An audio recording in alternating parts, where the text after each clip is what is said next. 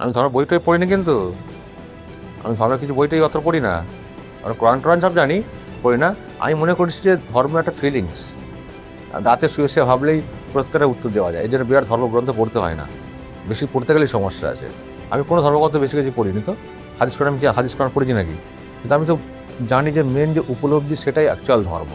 আমার মুসলিম সমাজের লোকেরা বলতে শুরু করলেন আমি কাফের, মানে কাফেরও হয়ে গেলাম।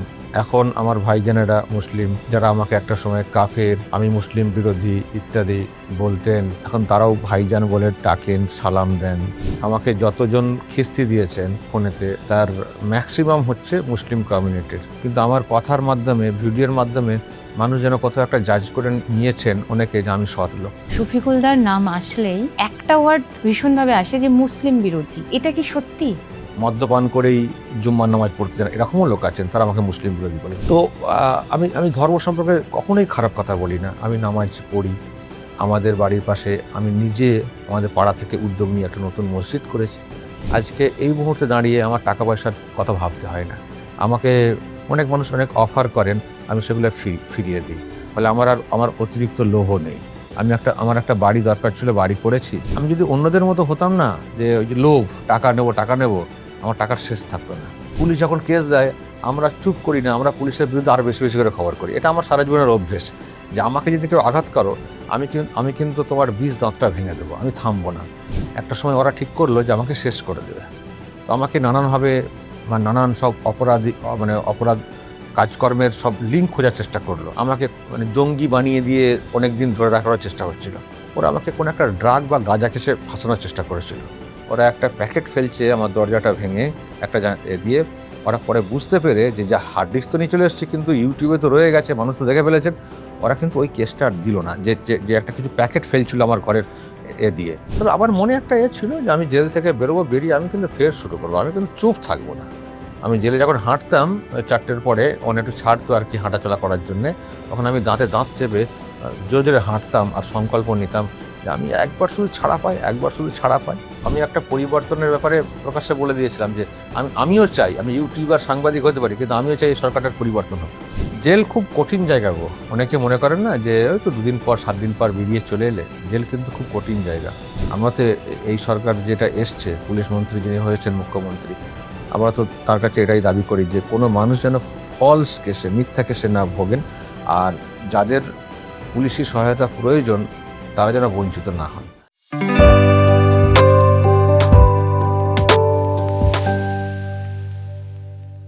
আমি ধর্মের বইটাই পড়িনি, কিন্তু আমি ধর্মের কিছু বইটাই অত পড়ি না।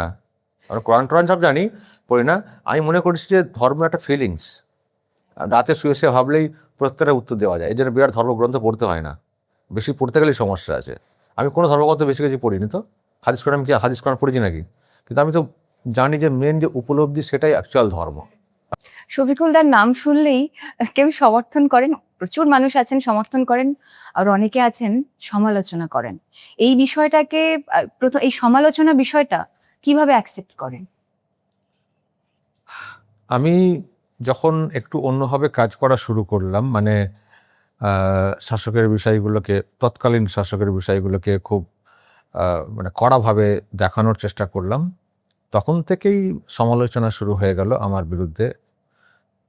যারা ক্ষমতায় আসতে চাইছে তার দালাল হয়ে গেলাম, আমি স্বার্থপর হয়ে গেলাম। তারপরে আমাকে আমার মুসলিম সমাজের লোকেরা বলতে শুরু করলেন আমি কাফের, কাফেরও হয়ে গেলাম। অনেক কিছু হয়ে গেছি। এখন আবার তারাই অনেকে ভালো বলছেন। এখন সংবর্ধনা দেওয়ার জন্যে অনেকে ডাকেনও। আমি জানি একটা সময় এই লোকগুলোই আমার বিরুদ্ধে কথা কি বলেছেন। এখন আমার ভাইজানেরা মুসলিম, যারা আমাকে একটা সময় কাফের, আমি মুসলিম বিরোধী ইত্যাদি বলতেন, এখন তারাও ভাইজান বলে ডাকেন, সালাম দেন, সালাম দিয়ে কথা বলেন। আমি আগেও বলেছি একটি জায়গাতে, আমাকে যতজন খিস্তি দিয়েছেন ফোনেতে, তার ম্যাক্সিমাম হচ্ছে মুসলিম কমিউনিটির। আমি ফোন, এখন তো ট্রু কলারের নাম দেখলে বোঝা যায় কার কল, ধরলেই খিস্তি দিয়ে শুরু হতো, কিন্তু এখন পাল্টেছে বিষয়টা। এখন খিস্তির বদলে সালাম দিয়ে শুরু হয়। তো এগুলো পরিবর্তন। একটা সময়ে সমালোচনা অনেকে করেছেন তারা পরবর্তী সময়ে বুঝেছেন যে না আমি ঠিক কাজই করেছি, আবার আরেকটা অংশ বুঝেছেন যে আর ওই সব বলা যাবে না, বললে মুশকিল আছে, বরং বাঁচতে হবে। ধান্দাবাজরা যারা, তারাও তাদের মধ্যে পরিবর্তন আনছেন।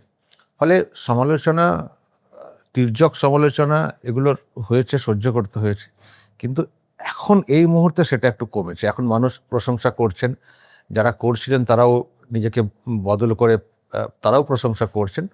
ফলে এখন সমর্থনটা বেশি। সেই সময়ে সমালোচনার জায়গাটা অনেকটা ছিল, সমর্থনও প্রচুর ছিল, যারা পরিবর্তনকামী মানুষ তারা সমর্থন করছিলেন।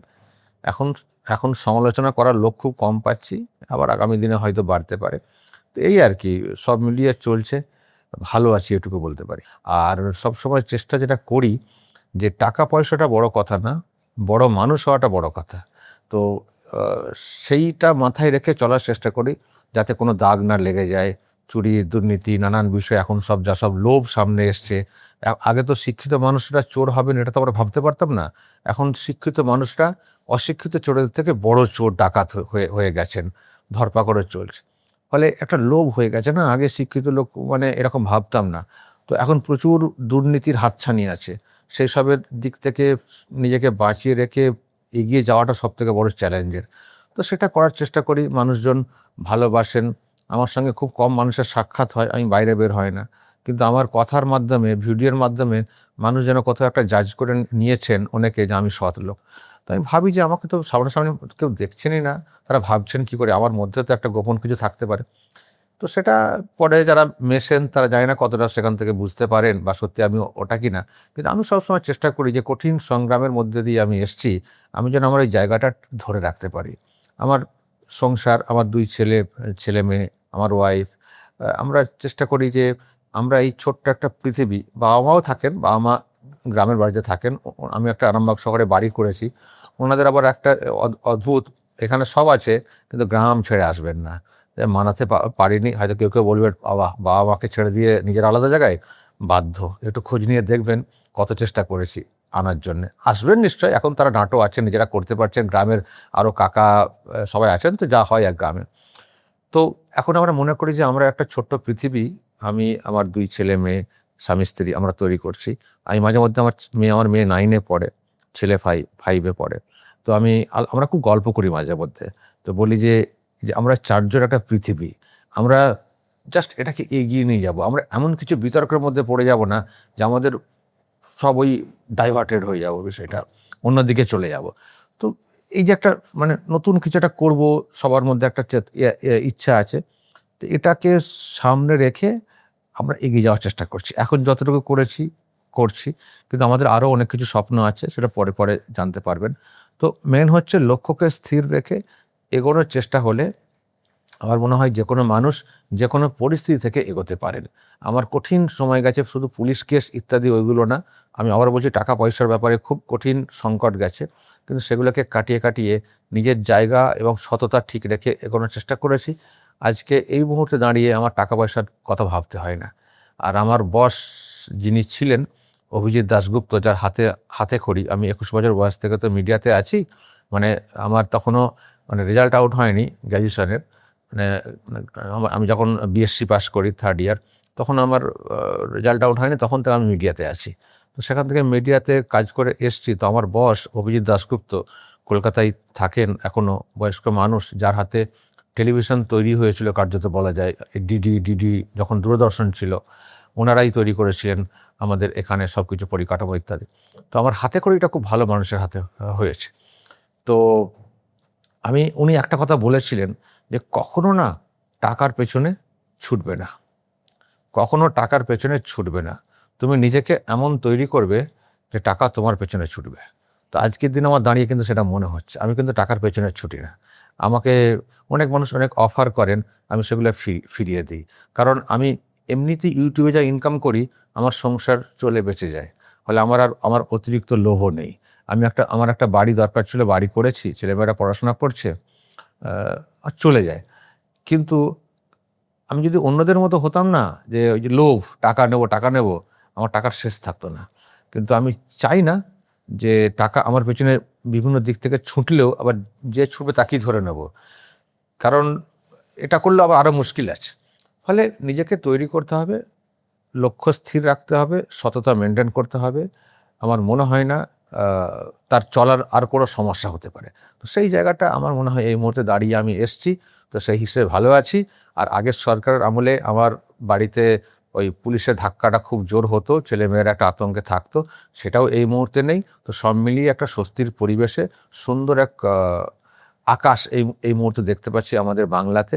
ফলে এই সময়টা আমাদের খুব ভালো কাটছে। তার আরামবাগ টিভি শুরু করার উদ্দেশ্য কি ছিল? আরামবাগ টিভি শুরু করার উদ্দেশ্য হচ্ছে যে এটা নিজস্বতা একটা। আরামবাগ টিভি আমার প্রথম ছিল না। আমি যখন কলকাতায় চাকরি করতাম, আমি লাস্ট কলকাতায় চাকরি করেছি কলকাতা টিভিতে 11 সালের পরিবর্তনের আগে থেকে 2014 পর্যন্ত। তো মানে অ্যাকচুয়ালি ওখানে কাজ করতে করতে আমার কোথাও একটা আমার এক বন্ধু বলেছিলেন যে তুই তো একটা তোর গ্রামের দিকে একটা পত্রিকা বের করতে পারিস, ভালো চলবে, ওখানে পত্রিকা তো অতটা নেই, ভালো চলবে। আমি দিলাম আইডিয়াটা ঠিকই তো। তো আমি একটা পত্রিকা প্রথম বের করেছিলাম হুগলির খানাকুল বলে একটি জায়গা রয়েছে, আমাদের আরামবাগের সাব ডিভিশনের মধ্যেই পড়ে খানাকুল। তো ওখানে খানাকুল বার্তা বলে একটা পত্রিকা চালু করলাম। তো পত্রিকা চালু করলাম, দেখছি যে খবরই লিখছি মানুষ হুড় করে পড়ছেন, কারণ পত্রিকা নেই, আর আমরা খুব একটু স্ট্রংলি খবরটা করতাম। তো পত্রিকাটা এত ভালো চলতে আরম্ভ করলো, সপ্তাহে একবার দুটো সপ্তাহে ফ্রি দিলাম। 3 নম্বর সপ্তাহ থেকে এত বিজ্ঞাপন আসতে শুরু করে দিল যে আমার আর কোনো খরচা নেই, পুরো প্রফিটে। একটা পত্রিকা চালু করলাম 3 নম্বর সপ্তাহ থেকে প্রফিটে। তো খুব চললো। তারপর দেখলাম যে তাহলে তো আর একটা বার করা যেতে পারে অন্য কোথাও। পাশে হাওড়ার আমতা বলে একটি জায়গা আছে, আমতাতে আমতা বার্তা বলে একটি পেপার বের করলাম, দেখলাম সেটাও খুব ভালো চলছে। তারপর আরামবাগ শহর কেন্দ্রিক একটা পত্রিকা আরামবাগ পৌর বার্তা বলে চালু করলাম, সপ্তাহে একটা, সেটাও দেখছি ভালো চলছে। এই করতে করতে করতে করতে হঠাৎ একটা আইডিয়া এলো যে একটা টিভি করলে কেমন হয়, লোকাল টিভি, আরামবাগ টিভি। তো উদ্যোগ নিলাম 2016-তে। তো আরামবাগ টিভিটা যেই চালু করলাম, দেখছি তো প্রচুর মানুষ দেখছেন, কারণ লোকাল ব্যাপার স্যাপার না, মানে রক্তদান শিবির হচ্ছে দেখাচ্ছি, এলাকায় খেলা হচ্ছে দেখাচ্ছি, গ্রামের তখন তো টিভি ছিল না লোকালে একদম, তখন আরামবাগে প্রথম এরকম লোকাল খবর দেখাচ্ছি, খেলা দেখাচ্ছি, নিজেরাই কমেন্ট্রি করছি, নিজেরাই ক্যামেরা করছি। না, কেবিল আরামবাগ টিভি তো অ্যাকচুয়ালি টিভি চ্যানেল, ওটা তো আমাদের ইউটিউবে ওটার জন্য ছিল না, তো অ্যাকচুয়ালি টিভি ছিল, আরামবাগ টিভি কেবিলে চলতো। কেবিল অপারেটররা প্রথম দিকে খানিকটা অনেকে চালাতে চাইতেন না, কিন্তু এমন ডিমান্ড হয়ে গেছিলো যে কেবিল অপারেটররাও চালাতে বাধ্য হচ্ছিলেন চ্যানেলটা, মানে পে চ্যানেল হয়ে যাওয়ার মতো একটা অবস্থা হয়ে গেছিলো আরামবাগ টিভি। খুব নাম করা হয়ে গেল, মানে আরামবাগ টিভি আরামবাগে এতটাই পপুলার হয়ে গেছিলো, তখন এবিপি আনন্দ টিভি চ্যানেলের যতটা গুরুত্ব ছিল মানে ন্যাশনালি বা রাজ্য ওয়াইজ, আরামবাগ টিভি ঠিক ততটাই এলাকার মানুষ গুরুত্ব দিতেন।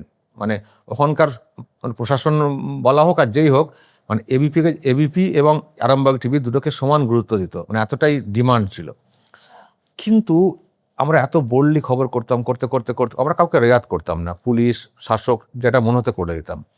তো এই খবর করতে করতে করতে করতে আমাদের একটা সময় টাসেল শুরু হয়ে গেল পুলিশ এবং শাসক দলের সঙ্গে, মানে যারা টিএমসি নেতা তাদের সঙ্গে। তো এবার আমাদের নামে যেটা হয় আর কি, কেস দেওয়া শুরু হয়ে গেল। পুলিশ যখন কেস দেয় আমরা চুপ করি না, আমরা পুলিশের বিরুদ্ধে আরও বেশি বেশি করে খবর করি। এটা আমার সারা জীবনের অভ্যেস, যে আমাকে যদি কেউ আঘাত করো আমি কিন্তু তোমার 20 দাঁতটা ভেঙে দেবো, আমি থামবো না, তোমাকে হ্যামার করতে করতে এমন করে দেবো তাতে তুমি ফেড আপ হয়ে যাবে যে না, এর সঙ্গে লেগে কিছু লাভ নেই। আমি ততক্ষণ চুপ থাকতাম না। তো আমি যখন লাগাতার খবর করছি, পাল্টা খবর করে যাচ্ছি, আর ওরাও কেস দিয়ে যাচ্ছে, একটা সময় ওরা ঠিক করলো যে আমাকে শেষ করে দেবে। তো আমাকে নানানভাবে নানান সব অপরাধ কাজকর্মের সব লিঙ্ক খোঁজার চেষ্টা করলো। আমি এটাও শুনেছি আমাকে মানে জঙ্গি বানিয়ে দিয়ে অনেক দিন ধরে রাখার চেষ্টা হচ্ছিল। তো সেটা পারেনি, কিন্তু ওরা লাস্টের দিকে যেটা করলো, নানান কেস দিতে ওরা আমাকে কোনো একটা ড্রাগ বা গাঁজা কেসে ফাঁসানোর চেষ্টা করেছিল। হঠাৎ করে আমার বাড়ির চারধারে এসে সকালবেলা দেখলাম ভোর থেকে এসে পুরো পুলিশ ঘিরে ফেলেছিল।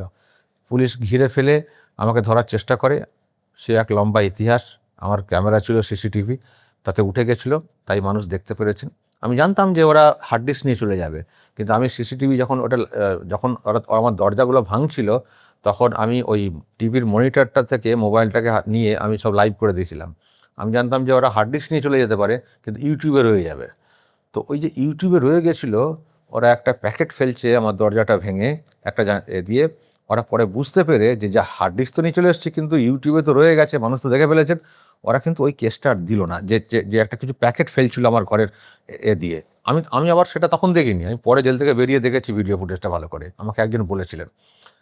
তো যখন দেখলো ওটা দিতে পারছি না, তো ইউটিউবে প্রমাণ হয়ে যাবে, তখন অন্য একটা মিথ্যা কেস দিয়ে মানে ধরে নিয়ে চলে গেল, কিন্তু অন্য একটা মিথ্যা কেস সাজিয়ে আমাকে ঢুকিয়ে দিল, সেসব কেসে খালাস হয়ে অ্যারেস্ট গেছে। করার পরে কেস হ্যাঁ, সাজাচ্ছে রাত 12টায় তারা মানে আমাদেরকে তুলে নিয়ে চলে গেছে, আর কেস সাজাচ্ছে ওই রাতে, সকালে নিয়ে গেছে তো ওই রাতে রাত 12:30টায় নাকি একটা অভিযোগ হচ্ছে 3 মাসের কোনো একটা পুরনো কেসে।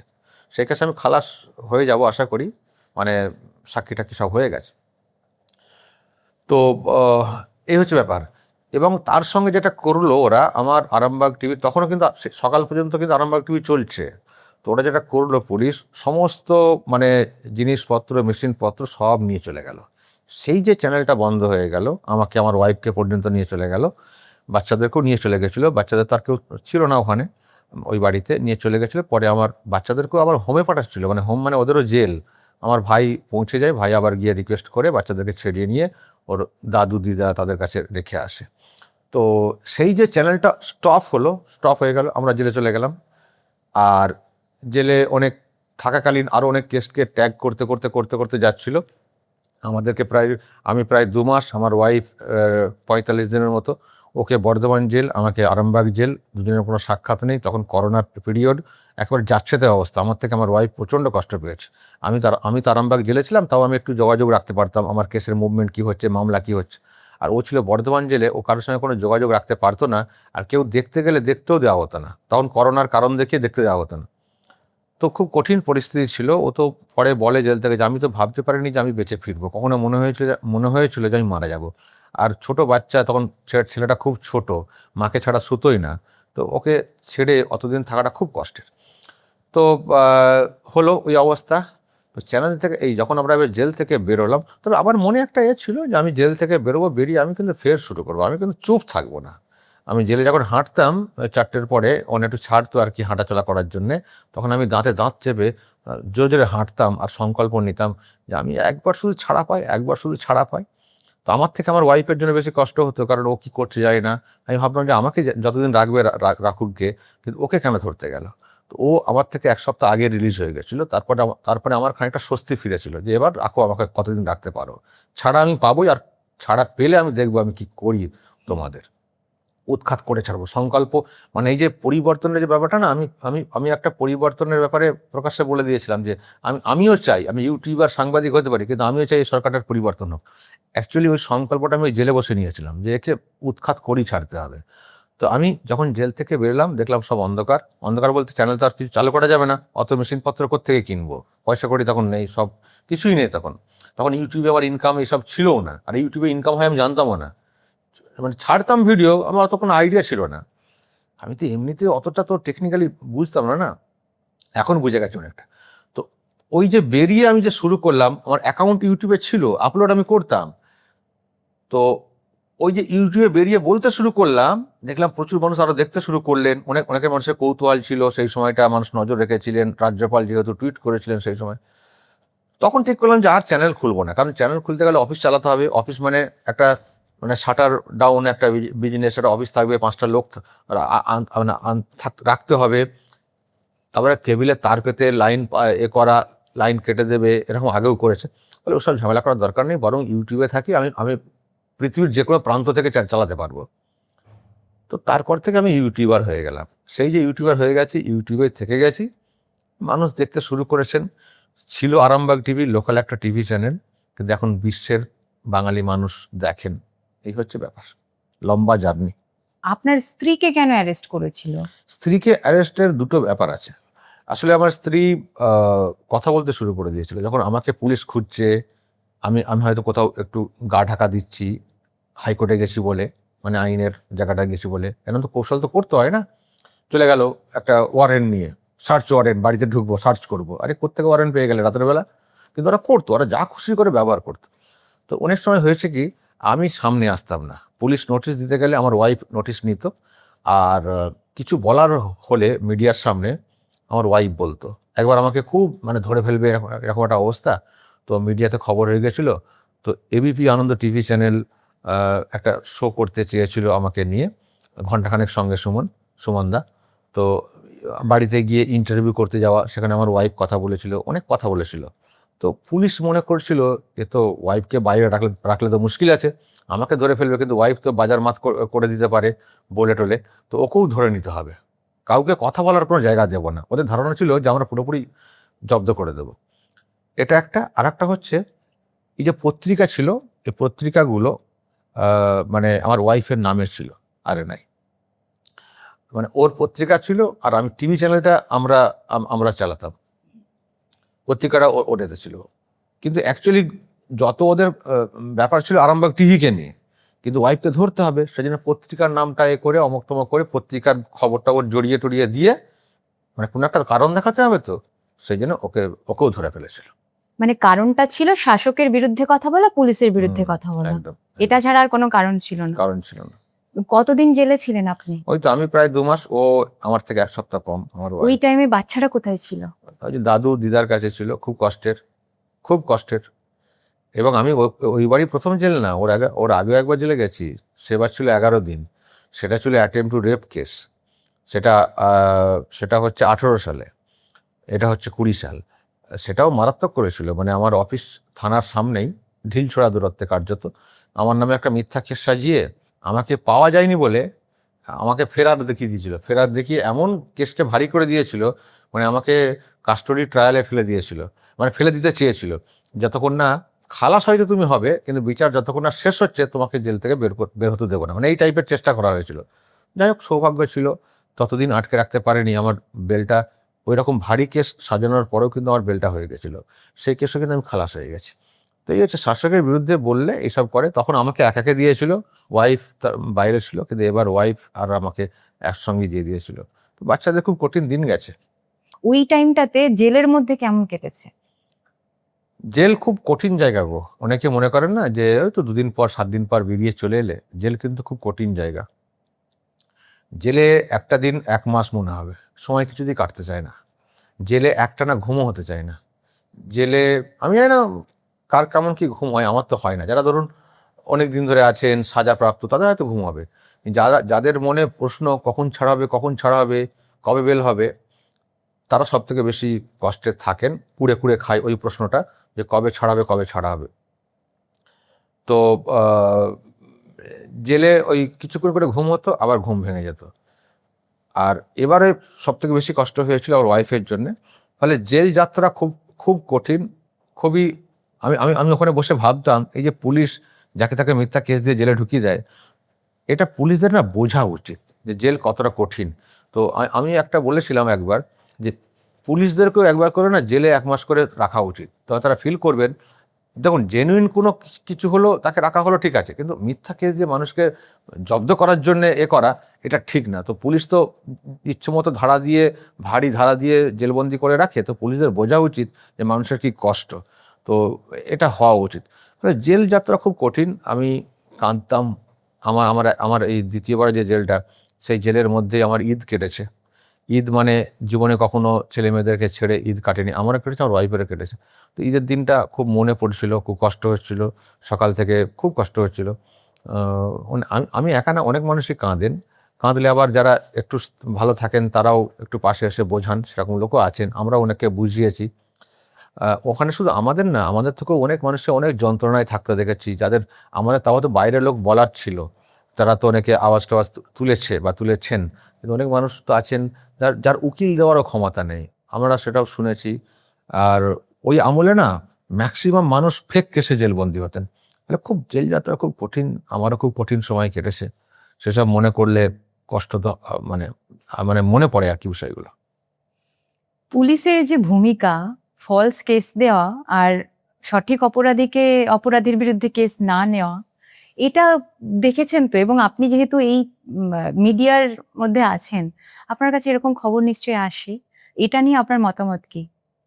তো পুলিশের ভূমিকা নিয়ে তো প্রশ্ন তো ছিল, আগের সরকার আমরা তো যাচ্ছে তাই হয়েছে। আমরা তো এই সরকার যেটা এসছে, পুলিশ মন্ত্রী যিনি হয়েছেন মুখ্যমন্ত্রী, আমরা তো তার কাছে এটাই দাবি করি যে কোনো মানুষ যেন ফলস কেসে, মিথ্যা কেসে না ভোগেন, আর যাদের পুলিশি সহায়তা প্রয়োজন তারা যেন বঞ্চিত না হন। তো আগের আসলে পুলিশ চাইলে করতে পারে, পুলিশকে করতে দেওয়া হতো না। সরকার বলে তো আগে কিছু ছিল না, আর ওখানে বলার কাউকে যে বলবেন ওপর মহলে সেটাও ছিল না। ওপর মহলে কোথাও নালিশ করলে তিনি নিচু মহলে হয়তো ফোন করবেন, করে বলবেন কী রে, কী ব্যাপার, কী শুনছি। হয়তো নিচে থেকে বলা হবে কী শুনছেন, না তোর নামে এই শুনছি, আচ্ছা দাদা আসছি। সকালবেলা একটা টাকার বস্তা নিয়ে চলে গেলেন, ব্যাস সব চুপচাপ হয়ে গেল। আগে সরকারের বলার কোনো জায়গা ছিল না, নেতা স্তরে বা পুলিশের স্তরে কোথাও ছিল না। প্রচণ্ড তোলাবাজি হতো, টাকার হিউজ একটা ফ্লো থাকতো। কিন্তু এখন আমরা তো ভালো কিছু আশা করছি।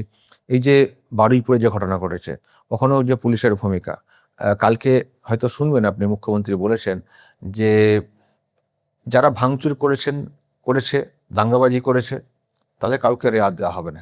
কিন্তু এই ভিড়ের মাঝে যেন কোনো নিরীহ মানুষ সমস্যায় না পড়েন, সেটা কিন্তু দেখতে হবে। এটাই হচ্ছে সরকার, এটাই হওয়া উচিত। যেখানে দরকার পুলিশের অ্যাকশন চাই, আর পুলিশের অ্যাকশন নিতে গিয়ে নিরীহ মানুষ ফেঁসে যাবেন বা ইচ্ছে করে ফাঁসানো হবে, সেটাও ঠিক না। আগের সরকারের আমলে যাচ্ছে তাই অবস্থা, আর সেসব নতুন করে আর কিছু আর বলার কোনো নেই। তবে সেই সব আর যেন না হয়, এটাই আমাদের এখন কামনা। কিন্তু বারুইপুরের এই কেসে এখনো পর্যন্ত যা খবর আসছে, ওখানকার স্থানীয় বাসিন্দারা বলছেন যে প্রচুর নিরীহ মানুষও জেলে চলে গেছেন এর মধ্যে। এখানেও কিন্তু পুলিশের ভূমিকা নিয়ে প্রশ্ন উঠছে। না, কালকে মুখ্যমন্ত্রী বলেছেন যদি কেউ গিয়ে থাকেনও, তিনি পুলিশকে বলে দিয়েছেন যে যে যে সিস্টেম আছে, আইন আছে, তার মাধ্যম দিয়ে তাদের বের করার ব্যবস্থা করা। তো ঠিক হয়েছে, বেশ করেছি, এটা কিন্তু সরকার বলছে না। যদি এরকম কিছু হয়ে থাকে, কারণ এখন প্রমাণ তো হাতে নাতে পাওয়া যাচ্ছে না, ভিডিও ফুটেজ ইত্যাদি, তো সেগুলো খতিয়ে দেখে বলা হয়েছে যদি কেউ ভিড়ের মাঝে গ্রেপ্তারও হয়ে থাকেন, তাদেরকে ছাড়তে হবে। আমরাও সেটাই চাইবো, আমরাও বলবো যে কোনো নিরীহ মানুষ যার কোনো যোগ নেই, যেন তার বিরুদ্ধে কোনো ব্যবস্থা না হয়। এটা আমাদেরও আওয়াজ থাকবে। শফিকুলদার নাম আসলেই একটা ওয়ার্ড ভীষণভাবে আসে, যে মুসলিম বিরোধী। এটা কি সত্যি? মুসলিম বিরোধী বলেন তারাই যারা ধর্মটাকে ঠিক করে বোঝেন না। ইসলাম ধর্ম কি তারা সেটাই বোঝেন না। শুধু তারা মনে করেন যে হয়তো কেউ নামাজ পড়েন, আবার ওনাকে নামাজও পড়েন না, তারাও আমাকে মুসলিম বিরোধী বলেন। হয়তো তারা মদ্যপান করেই জুম্মার নামাজ পড়তে যান, এরকমও লোক আছেন, তারা আমাকে মুসলিম বিরোধী বলেন। আসলে ইসলাম ধর্মটার অপব্যাখ্যা অনেক হয়েছে। তো ইসলাম ধর্মটাকে নিয়ে অনেক মানুষ অনেক ফায়দা তুলেছেন, যেমন পলিটিক্যাল পার্টির লোকেরা ভোট ফায়দা তুলেছেন, তেমনি কিছু মোল্লা মৌলবী আছেন, তারা এটাকে ব্যবসা হিসেবে নিয়েছেন। এতে করে ইসলাম ধর্মের যে মূল সার কথা, সেগুলো ঠিকঠাক পৌঁছায় না। আমি তো কখনো ধর্মের বিরুদ্ধে বলে ফেমাস হতে চাইনি। আমার কথায় ইসলাম ধর্মের বিরুদ্ধে কোনো কথা কখনো পাবেন না। আমি কেন বলতে যাব? আমি তো নিজে ইসলাম ধর্মের মানুষ। আমার বাড়িতে মাওলানা আছেন, হাফেজ সাহেব আছেন, হাফেজ আছেন তো আমার বাবা, কাকা, আমরা খুব এইরকম পরিবারের। আমরা ছোটোবেলায় মাদ্রাসাতে পড়তে গেছি, কিন্তু আমরা স্কুলে আধুনিক শিক্ষা নিয়েছি। তো আমি ধর্ম সম্পর্কে কখনোই খারাপ কথা বলি না। আমি নামাজ পড়ি। আমাদের বাড়ির পাশে আমি নিজে আমাদের পাড়া থেকে উদ্যোগ নিয়ে একটা নতুন মসজিদ করেছি।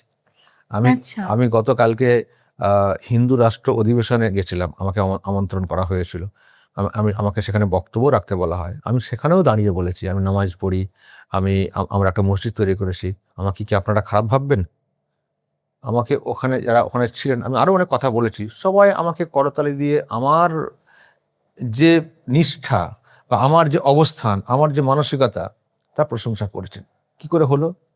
আমি সেখানে গিয়ে মুসলিম বিরোধী কথা বলিনি, সেখানে গিয়ে হিন্দুদেরকে খুশি করার জন্য কথা বলিনি অহেতুক। সেখানে আমি আমার বিশ্বাসটাকে ব্যাখ্যা করেছি, তারপরেও তারা হাততালি দিচ্ছে।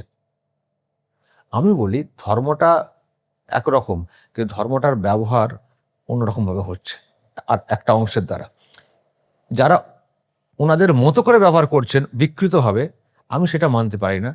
সেসব নিয়ে কথা বলি বলে তারা আমাকে বিদ্বেষী বলেন।